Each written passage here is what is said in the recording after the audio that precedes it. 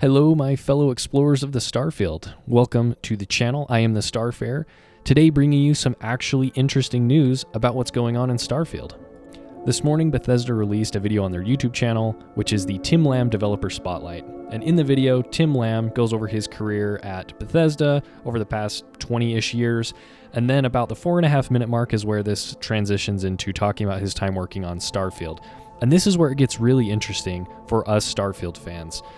So let's dive into this and even maybe speculate a little on what I think they could be talking about with some of these things Tim is referring to.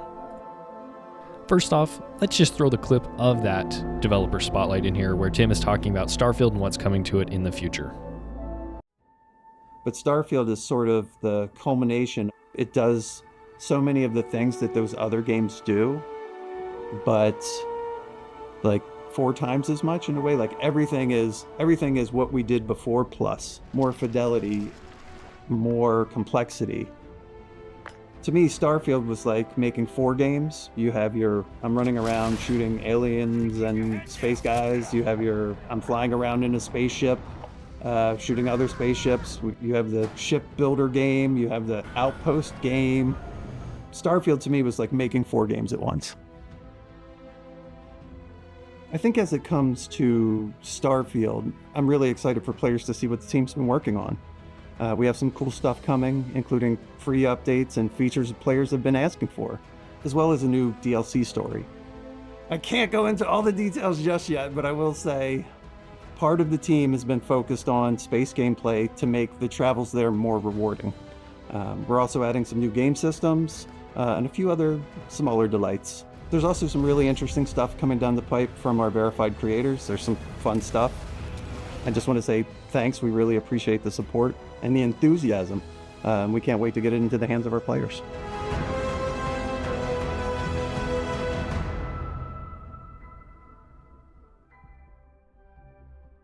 There's actually quite a bit to unpack from what Tim was saying in the video, particularly in the last half of that clip that I just showed.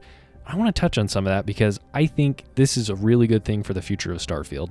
So the first thing Tim mentions is free updates with features players have been asking for. Now, this could range in my mind from anything regarding outpost system, reworks or changes, to spaceflight, which is actually touched on a few seconds after this, to economy reworks, maybe how points of interest are generated or placed, more randomization of those things. I really think, though, that this is actually going to be super exciting to see what Bethesda's doing. I don't necessarily think they're going to pull a Cyberpunk 2077, Cyberpunk 2.0 type situation where they basically rework the entire game from the ground up, but I don't think Starfield needs that at all. It's already a super fun game, got a very, very strong foundation. It was easily the least buggy Bethesda game that has ever been released.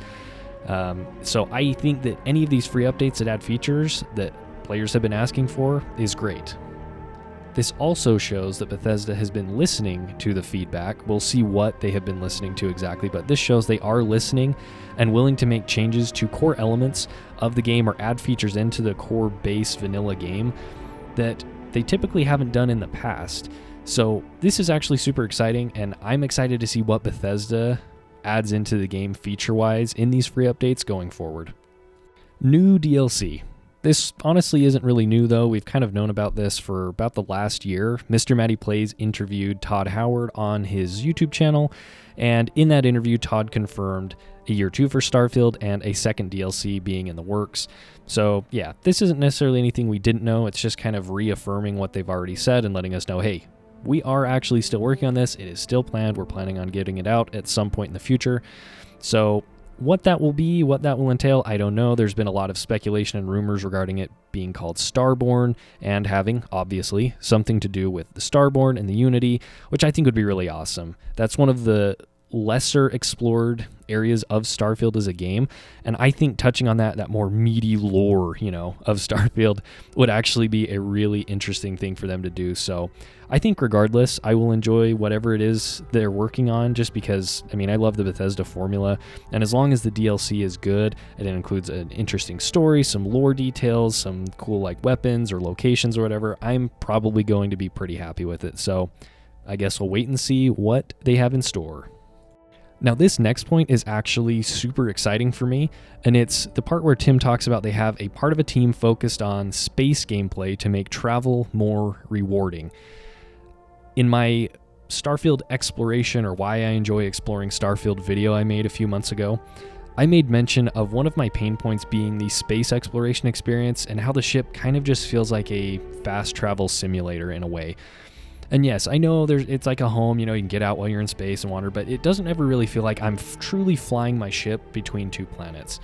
Now, there is a mod for Starfield that addresses this called Astrogate, I believe, and it basically adds a speed between grav jumping and your normal engine speed that allows you to go between planets in a system within a couple of minutes. I've never used the mod, but from what I know, that's basically it.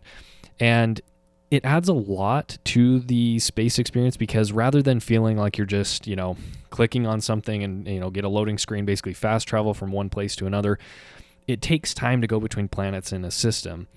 And for anybody that wants like that next level of immersion without it being like super intrusive, like Elite Dangerous, where you're flying for like 2 or 3 hours to get to a planet, this would be a huge win.